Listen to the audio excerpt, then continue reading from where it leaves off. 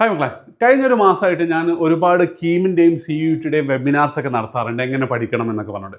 അതിൽ ചിലപ്പോൾ നിങ്ങൾ ജോയിൻ ചെയ്യേണ്ടത് നിങ്ങളും ശ്രദ്ധിച്ചിട്ടുണ്ടാകും. ഒരുപാട് കുട്ടികൾ കഴിഞ്ഞ വർഷം +2 കഴിഞ്ഞിട്ട് ഏതോ കോളേജിൽ ഏതോ കോഴ്സ് പഠിക്കുന്നുണ്ട്. അങ്ങനത്തെ കുട്ടികൾ അതിൽ ജോയിൻ ചെയ്തിട്ട് ചോദിക്കുന്നുണ്ടായിരുന്നു, സാറേ ഞാൻ ഇന്ന കോളേജിൽ ഇന്ന കോഴ്സാണ് പഠിക്കുന്നത്, എനിക്കിപ്പം കീം എഴുതാൻ പറ്റുമോ അല്ലെങ്കിൽ CUET എഴുതാൻ പറ്റുമോ, എന്താ കാരണം എന്ന് ചോദിക്കുമ്പോൾ സാർ ഇവിടെ വന്ന് പെട്ടുപോയതാണ്, ചില ഈ കോഴ്സ് ഞാൻ വിചാരിച്ച സ്കോപ്പൊന്നും ഇല്ല എന്ന് പറയുന്ന ഒരുപാട് കുട്ടികളുണ്ടായിരുന്നു.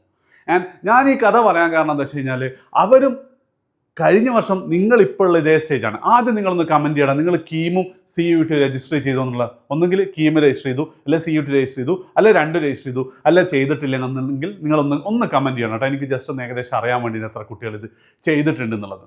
ഓക്കെ, അപ്പം ഞാൻ പറഞ്ഞു വരുന്നത് എന്താ വെച്ചാൽ, നിങ്ങളുടെ പലരും ഇപ്പം കീമോ CUET ചെയ്തിട്ടുള്ള രണ്ട് റീസൺസ് ഉണ്ടാവാം. ഒന്നാമത്തെ റീസൺ എന്ന് പറയുന്നത്, നിങ്ങളിങ്ങനെ നാളെ ചെയ്യാന്ന് മാറ്റി വെച്ചതോ, ഓർ നിങ്ങൾ ജെനുവിൻലി ഇതിനെക്കുറിച്ച് അറിഞ്ഞിട്ടില്ല, അല്ലെങ്കിൽ അന്ന് കേട്ടിട്ടുണ്ട് പക്ഷേ ഇതിൻ്റെ ലാസ്റ്റ് ഡേറ്റ് അടുത്തതൊന്നും നിങ്ങൾ അറിഞ്ഞിട്ടില്ല, മറന്നു പോയിട്ടുണ്ട് എന്നുള്ളതാണ് ഒന്നാമത്തെ കേസ്.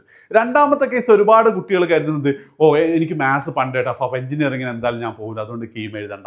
അല്ലെങ്കിൽ എന്താണ്, പിന്നെ കേരളത്തിൻ്റെ പുറത്ത് എന്തായാലും എനിക്ക് എന്നെ പഠിക്കാൻ വിടൂല, അപ്പം സെൻട്രൽ യൂണിവേഴ്സിറ്റി എഴുതിയിട്ടില്ല, CUET എഴുതിയിട്ട് പ്രത്യേകിച്ച് കാര്യമൊന്നുമില്ല എന്ന് എഴുതി ഇപ്പോൾ വെറുതെ എഴുതണ്ടെന്ന് തീരുമാനിച്ച കുട്ടികളുടെ. അതായത് അവിടെ നിങ്ങൾക്ക് ചെറിയൊരു പൈസ ലാഭം ഉണ്ട് കേട്ടോ. അതായത് കീമിന് എനിക്ക് തോന്നുന്നത് 925 റുപ്പീസാണ് രജിസ്ട്രേഷന്. അതേപോലെ തന്നെ CUET-ക്ക് 3 സബ്ജക്റ്റിന് 1000 രൂപയാണ്. അപ്പം നിങ്ങൾ ഈ പൈസ ലാഭിക്കാൻ വേണ്ടിയിട്ട് അല്ലെ രജിസ്റ്റർ ചെയ്യാൻ മടി കാരണം നിങ്ങൾ എന്ത് ചെയ്യരുത്, അത് ചെയ്യാതിരിക്കരുത്. കാരണം മറ്റൊന്നുമല്ല, നിങ്ങൾക്ക് ചിലപ്പോൾ കുറേ പ്ലാൻസ് ഒക്കെ ഉണ്ടാവും +2 കഴിഞ്ഞിട്ട്, അല്ലെങ്കിൽ +2 കഴിഞ്ഞ് നിങ്ങളുടെ മാർക്ക് ലിസ്റ്റ് ഒക്കെ വന്നിട്ട് നിങ്ങൾ ചിലപ്പോൾ നഴ്സിങ്ങിന് പോകാനായിരിക്കും, ചിലപ്പോൾ അത്രയും ഫീസ് കൊടുക്കാൻ പാരൻറ്റിൻ്റെ അടുത്തുണ്ടാവില്ല. അങ്ങനത്തെ സിറ്റുവേഷനിൽ ഒരുപാട് കുട്ടികൾ പാനിക്കായിട്ട് ഡിസിഷൻ എടുക്കും. അതായത് ഇനി എന്തെങ്കിലുമൊക്കെ കോഴ്സിന് പോകണ്ടേ, +2 കഴിഞ്ഞിട്ട് വെറുതെ ഇരിക്കാൻ പറ്റുമോ എന്നുള്ള രീതിയിലാണ് ഈ പറഞ്ഞ ഒരുപാട് ആൾക്കാർ ഇന്നത്തെ പല കോഴ്സിലും ജോയിൻ ചെയ്താൽ. ഇപ്പം നിങ്ങൾക്കറിയാം, ഓൺലൈനിലൊക്കെ നിങ്ങൾ എടുത്തു നോക്കിക്കഴിഞ്ഞാൽ ഒരുപാട് കോഴ്സസിൻ്റെ പരസ്യം നിങ്ങൾക്ക് കാണുകയും ചെയ്യാം. കേൾക്കുമ്പോൾ നല്ല രസമുണ്ടെന്നൊക്കെ നിങ്ങൾ ജോയിൻ ചെയ്യുമ്പോൾ അവസാനം എന്തായിരിക്കും, നിങ്ങൾക്ക് പണി കിട്ടാൻ ചാൻസ്. അന്നേരമൊക്കെ അത് +2 കഴിഞ്ഞ് റിസൾട്ടൊക്കെ വന്ന് 100 കണക്കിന് കോഴ്സിൽ ഏതെങ്കിലും ഒരു കോഴ്സ് ജോയിൻ ചെയ്യാൻ കൺഫ്യൂഷൻ അടിച്ചിരിക്കുമ്പോൾ നിങ്ങൾക്ക് ഉണ്ടാകാൻ പോകുന്ന ഏറ്റവും ബെസ്റ്റ് പ്ലാൻ ബി ആയിരിക്കും, കീം നിങ്ങൾ എഴുതിയിട്ട് ഏതെങ്കിലും റാങ്ക് കിട്ടിയിട്ടുണ്ട്, അല്ലെങ്കിൽ CUET-ൽ കുഴപ്പമില്ലാത്ത റിസൾട്ട് ഉണ്ട്. കാരണം നിങ്ങൾ ഏതെങ്കിലും ഒരു എഞ്ചിനീയറിംഗ് കോളേജിൽ നിങ്ങൾ പഠിച്ചു കഴിഞ്ഞാൽ അവിടെ പ്ലേസ്മെൻ്റ് ഒന്നും ചിലപ്പോൾ കിട്ടൂലായിരിക്കാം, പക്ഷേ ഓവർ സം ടൈം എന്തായിരിക്കും, നിങ്ങൾക്ക് എവിടെയെങ്കിലുമൊക്കെ ജോലി കിട്ടും. മെല്ലെ നിങ്ങൾക്കൊരു ഹാപ്പി ലൈഫ്, ഹാപ്പി കരിയർ നിങ്ങൾക്ക് കിട്ടും. അതേപോലെ തന്നെയാണ് CUET. സെൻട്രൽ യൂണിവേഴ്സിറ്റിയിൽ ഏതെങ്കിലും കോഴ്സ് നിങ്ങൾ പഠിക്കുമ്പോഴും ആ 3-4 വർഷം കൊണ്ട് നിങ്ങൾക്ക് കിട്ടുന്ന എക്സ്പോഷറും എക്സ്പീരിയൻസും മാത്രം മതി ഏതെങ്കിലും ഒരു കമ്പനി നിങ്ങളെ ഹയർ ചെയ്യാൻ.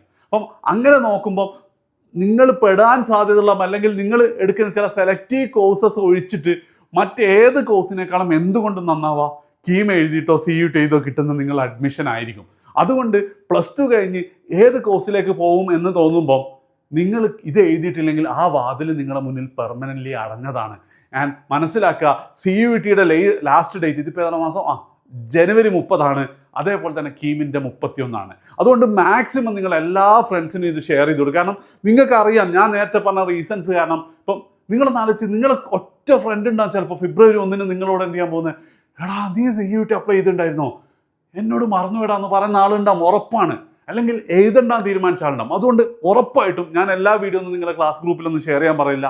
ഈ വീഡിയോ നിർബന്ധമായും നിങ്ങൾ നിങ്ങളുടെ ക്ലാസ് ഗ്രൂപ്പിൽ ഷെയർ ചെയ്യണം. ആൻഡ് മാക്സിമം എല്ലാവരും, അതായത് ഞാൻ പറഞ്ഞ നിങ്ങൾക്ക് കീം CUET എഴുതാതിരിക്കുക ഒരു റീസണും ഇല്ല എന്നാണ് എൻ്റെ അഭിപ്രായം, നല്ലൊരു കരിയറിന് വേണ്ടിയിട്ട്. സോ എല്ലാവരും എന്ത് ചെയ്യുക, രജിസ്റ്റർ ചെയ്യുക.